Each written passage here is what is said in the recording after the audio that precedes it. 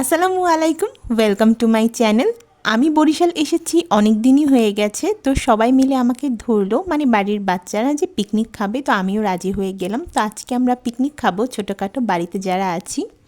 তো বিয়ের আগে যখনই পিকনিক খেতাম তখনই হচ্ছে সবসময় রাতেই খেতাম। তো আজকে আমরা প্ল্যান করলাম যে রাতেই খাবো। তো পিকনিকের আইটেম ছিল খিচুড়ি, মুরগি আর ডিম। ডিম তাদের জন্য যারা হচ্ছে মুরগির মাংস খাবে না। এরপরে আমরা সবার বাসা থেকে চাল, ডাল, ডিম, তেল এগুলো উঠিয়েছি, আর 50 টাকা করে চাঁদা উঠিয়ে তারপরে আমরা একটা মুরগি কিনেছি। এরপরে আমরা রান্নার জন্য এখানে ইট দিয়ে চুলা বানাচ্ছিলাম। যেহেতু কয়েকদিন ধরে বৃষ্টি হচ্ছে তাই বাড়ির সব জায়গায় পানি ছিল। আমাদের যেখানে চুলাটা পাতার কথা ছিল সেখানে পাততে পারিনি, তাই হচ্ছে রাস্তার উপরেই চুলাটাকে পাততে হলো। তো এরপরে সবাই মিলে আমাদের বাসার সামনে কাটাকুটি করতে বসে গেলাম। সন্ধ্যার পরে যেহেতু রান্না শুরু হবে তাই বিকেলবেলা থেকেই কাটাকুটি করে শেষ করতে হবে।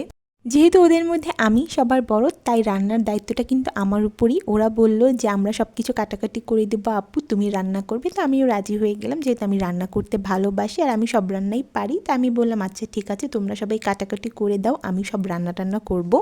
তো সব কিছু কাটাকাটি করে এর মধ্যে মশলাও ব্লেন্ড করে আনা হয়ে গেল, মুরগিটাও কাটা হয়ে গেল। তো আমি হচ্ছে মুরগিটাকে একটু লেবু মাখিয়ে রাখছিলাম, যেহেতু মুরগির মধ্যে একটা স্মেল থাকে, ওই স্মেলটা আমার ভালো লাগে না। তাই হচ্ছে আমি একটু লেবু দিয়ে কয়েকবার বেশ ভালো মতো মুরগিটাকে ধুয়ে নিয়েছি। এরপরে মশলা মাখিয়ে রেখে দেবো। সবার আগে হচ্ছে মুরগিটাকে ভেজে নিতে হবে।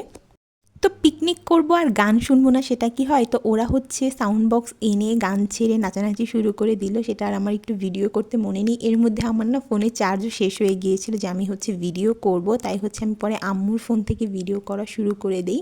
তো আমি আমার একটা ছোট বোনকে বললাম যে তুমি একটু ভিডিও করো। তো ও বল আচ্ছা ঠিক আছে, দাও আপু, আমি ভিডিও করে দিচ্ছি তোমাকে।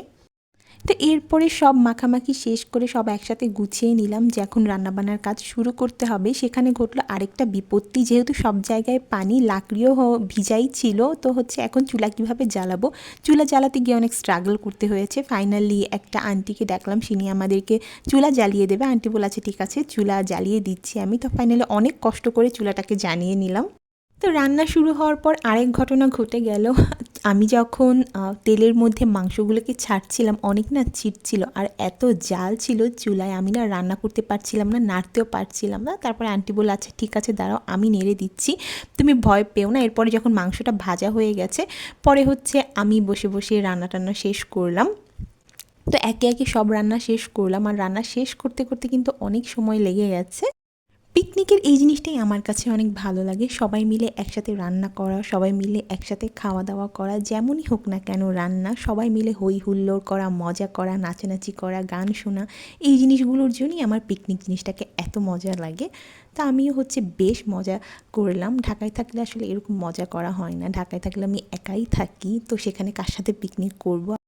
তো এই যে বরিশাল এলাম এবার, সবাই তাই আমাকে ধরলো যে না এবার পিকনিক করে যেতেই হবে। আমিও রাজি হয়ে গেলাম, কারণ হই হলো তা আমার অনেক ভালো লাগে। তো এভাবে আপনাদের সাথে গল্প করতে করতে দেখুন রান্নাও কিন্তু হয়ে গেল। তো আমরা সবাই মিলে হচ্ছে খাওয়া দাওয়া করব এখন। তো আমি এখন সালাদ কেটে নিচ্ছিলাম, যে সালাদ কাটার পরে সবাইকে খেতে আসতে বলবো। তো আমাদের বাসার সামনে বসেই খাবো, যেখানে কাটাকুটি করেছিলাম ওখানে একটা মাদুর বিছিয়েছি। তো সব কিছু আমি একটা কড়াইতে ঢেলে নিয়েছিলাম, ছোট কড়াইতে, কারণ বড় কড়াই এখানে আনা যাবে না। আর খিচুড়িটা এই পাতিলেই ছিল। সবাই হচ্ছে প্লেট নিয়ে বসে গেল যে যার জায়গায়, আর হচ্ছে ক্লেমনও এনেছিলাম, কারণ এটা ছাড়া তো অসম্পূর্ণ। তাই সবাই মিলে এরপরে হচ্ছে খাওয়া দাওয়া করলাম, বেশ মজা করলাম, গান শুনলাম। তো আজকের ব্লগটা কিন্তু এই পর্যন্তই। ব্লগটি কেমন লাগলো কমেন্ট করে কিন্তু অবশ্যই জানাবেন, আর ভালো লাগলে একটি লাইক দিবেন। দেখা হচ্ছে, কথা হচ্ছে নেক্সট ব্লগে। আল্লাহ হাফেজ।